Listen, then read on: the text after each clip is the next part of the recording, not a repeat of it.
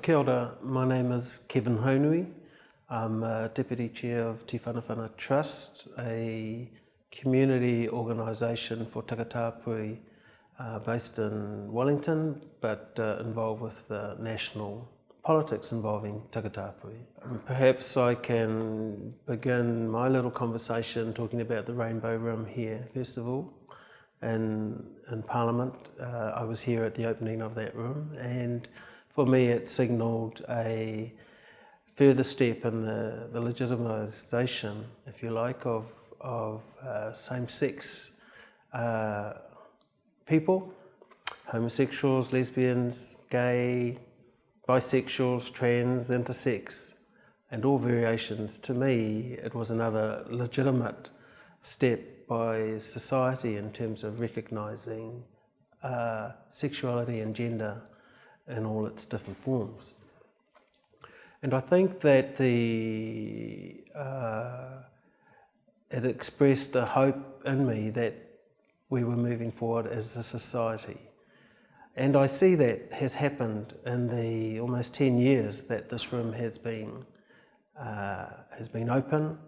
The progress that has been made in terms of our younger generations, I think, has really allowed the space for that journey to continue, particularly for our younger generations.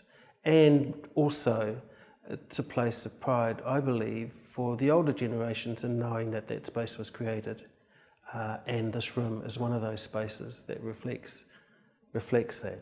So speaking as from a Takatapui perspective, and I believe that the where we are today has moved to the point where we are not dealing with single issue matters such as either being gay or being lesbian or being bisexual. I believe that we are, from a Takatapui perspective, looking more at the collective role that we have and our association and connection with our Māori society. So in recent times we have been, I have heard the terms, tōku reo, tōku oho oho, which is a reflection that our voice is our awakening. And that means that our voice is part of the wider collective voice of Māori. So if we as Takatapui are not well, then Māori is not well. If Māori are not well, then we as Takatapui are not well. So the two are indivisible. And to me, that also shows our connection to our Pasifika whānau, because when they talk about the issues that concern them from the many islands across the Pacific, and even across to when we think of Australia as being part of that whole Oceania complex, they are talking in a way about their connection to their cultures and that they are one and the same.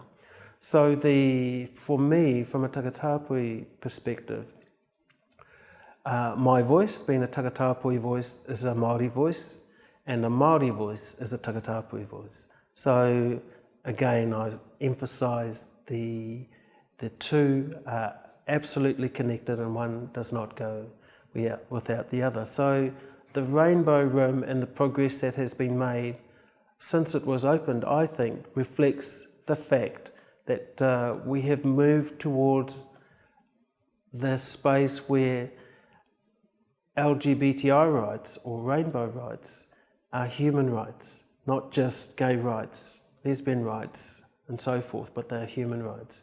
And I think that's where I believe from a cultural perspective we fit in much better under that mantra than to look at it just as sexuality and gender and so forth. In fact, we're part of our culture, and the culture is part of us, irrespective of how our sexuality or gender or how we present ourselves physically in terms of sexual characteristics. However that's played out, it doesn't matter, because without our culture, we are almost like floating in the sea without any things to anchor onto. So that's how I see the progress that's been made and the direction that we are going in terms of LGBTI rights, or human rights at the end of the day, with regards to New Zealand and this country.